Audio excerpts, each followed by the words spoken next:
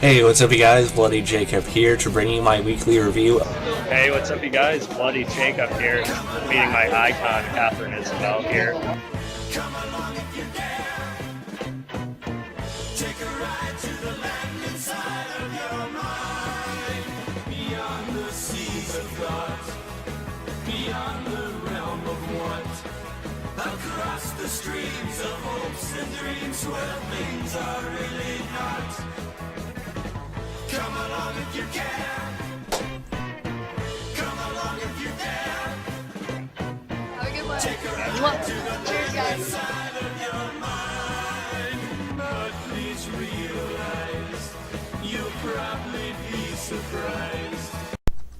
Hey, what's up you guys? Bloody Jacob here to bring you a sort of late holiday horror movie review. And this time we're going to be talking about 2015's Krampus. Of course, like I said, this came out back in 2015 and was directed and written in part by Michael Dougherty, who is actually the one working on the Godzilla sequel, Godzilla King of the Monsters, coming out next year, which I'm very excited for as a lifelong Godzilla fan. But anyway, Krampus is a movie I've sort of neglected watching over the years for some reason. I've always thought about it, I just never got to it. And so when I got out of work a couple nights ago, I just decided to, buy the Blu-ray.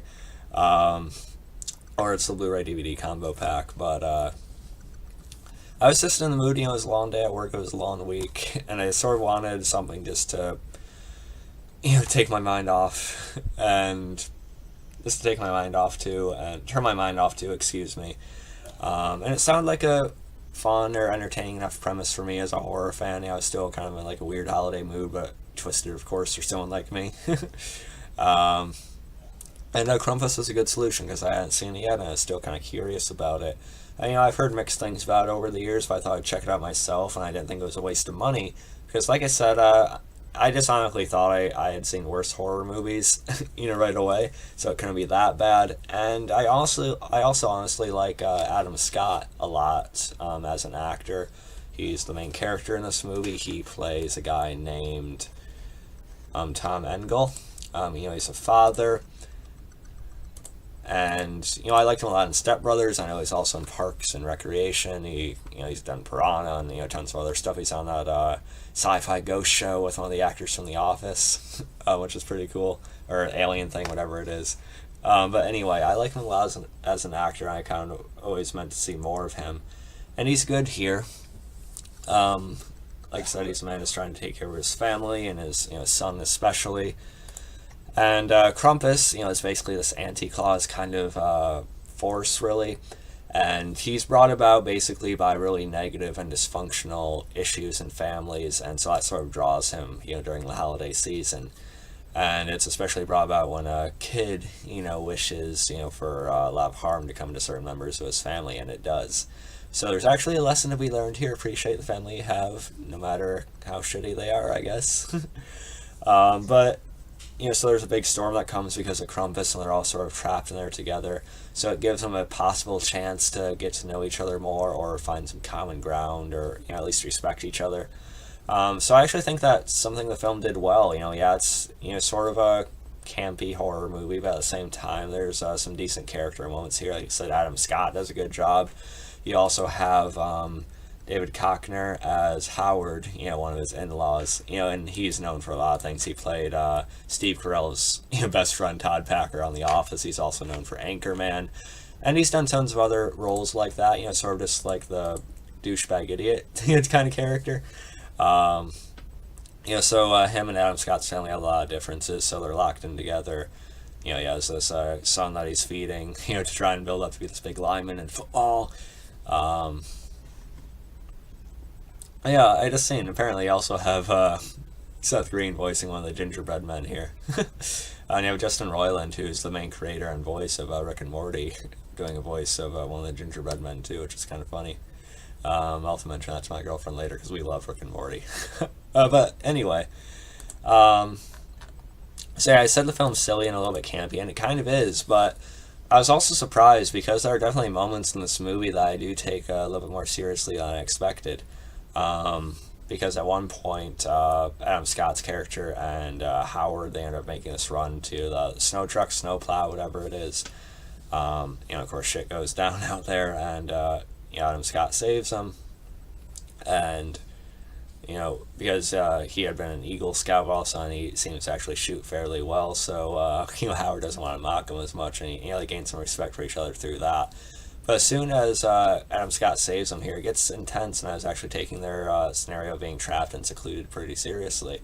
So it actually has moments like that and a good atmosphere, good gloomy atmosphere to it. But then it has those gingerbread men, these minions of Krampus that come in, as well as like elves and like these toys that come alive. So at that point it gets a little bit cheesy, but then it goes right back to some decent horror scenarios, which I kind of appreciated. Now, Krampus is only rated PG-13. I think it definitely would have benefited from an R rating, because there are definitely character deaths here where they just get like dragged off or pulled away, or you probably would have seen some blood or a little bit of gore or something. But I know it's just a way for the studio to make more money off of it or something like that. But it's definitely a movie that naturally, needs an R rating, I think. But I still enjoyed it. He also had this grandma in it who had a previous experience with Krampus. She had wished for harm on our family and came to regret it. So she's one kind of staring into the fireplace and, being aware of what's going to happen. Sort of questioning her son, Adam Scott's character and things like that. Also, enjoy my dog in the background right there. There's also a little pit bull in this one who's really cute. But yeah, I honestly really like this movie more than I expected. Like I said, I kind of just bought it just expecting it to be disposable, but, fine for what it was. But it was honestly more than that. It's honestly one of my favorite horror movies I've watched in a while. Despite the lack of an R rating, I think it was a lot of fun, and had some creepy moments to it for sure. And Krampus himself, actually I really like the design to him as well. He looks pretty stupid in the direct-to-DVD sequels they did, which I'm probably not going to watch.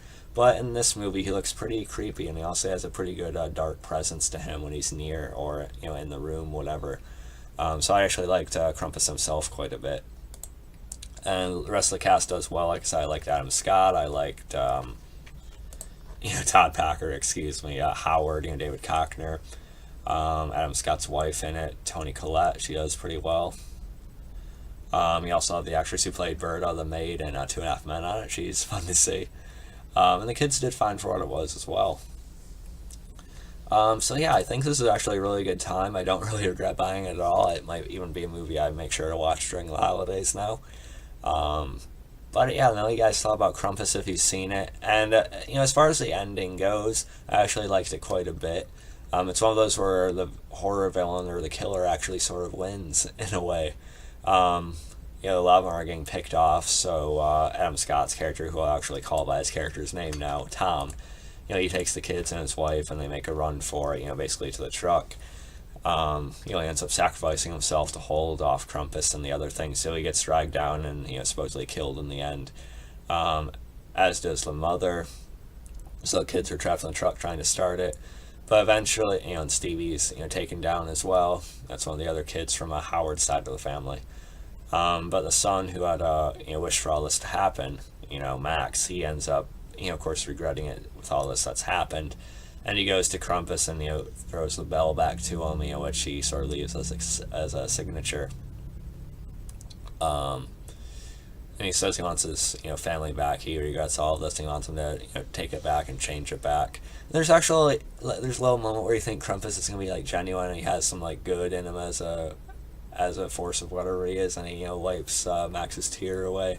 But then he sort of laughs. But then Max ends up waking up and. He appears with his family, everything's fine, no one seems to remember anything about it besides him, and they seem to be getting along with each other more. But then slowly you see people starting to get a little bit unsettled as everyone slowly remembers what actually happened that night. And then it turns out they're trapped in the snow globe among a huge collection that Krampus has. So yeah, he brought them back to his family, but they're all trapped in a part of his room. So yeah, that was a pretty good ending. I think I actually liked it. Like I said, there's a little lesson to be learned, I guess, sort of. Although I know there's certain family members that are just kind of too much. But yeah, I definitely enjoyed watching Krampus. It went by really fast for me. I think it had a good pace to it as well. So yeah, I definitely recommend this. I think it's a pretty good watch. I'm giving it a B or B plus. I think it's pretty damn solid. So yeah, let me know you guys thought about Krampus. You can follow me on Facebook, Twitter, like, subscribe. I'll catch you guys next time. Peace.